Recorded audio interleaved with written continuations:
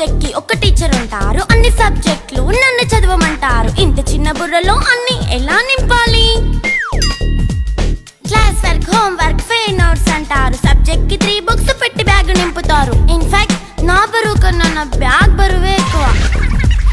క్వశ్చన్లు, ఆన్సర్లు, సర్ప్రైజ్ టెస్టులు అన్ని దాటుకొని మళ్ళీ స్కూల్ వ్యాన్ ఎక్కేసి అమ్మయ్య ఇక ఇంటికి వచ్చేసామనుకుంటే మార్క్స్ తక్కువ వస్తే చెయ్యాలి అసైన్మెంట్. రిపోర్ట్ కార్డ్ చూపిస్తే ఇంట్లో ఉన్న పనిష్మెంట్. హోమ్ వర్క్ చేయమంటూ మమ్మీ చంపుతుంటుంది. ట్యూషన్ టైం అయిందని డాడీ తరుముతుంటాడు. డాన్స్ క్లాస్ కి వెళ్ళమని తాతయ్య తిడతాడు. స్నాక్స్ తిని వెళ్ళమని నాన్నమ్మ ఆపుతుంది. ఇక అన్నీ అయిపోయాక కాసేపు టీవీ చూద్దామంటే మమ్మీ ఎంట్రీ ఇచ్చింది. బెడ్ ఎక్కమంది. చిన్న నాప్ తీసేలోపు తెల్లారిపోయింది. అయ్యో మళ్ళీ మొదలు ఈ స్కూల్ కష్టాలు. ఇక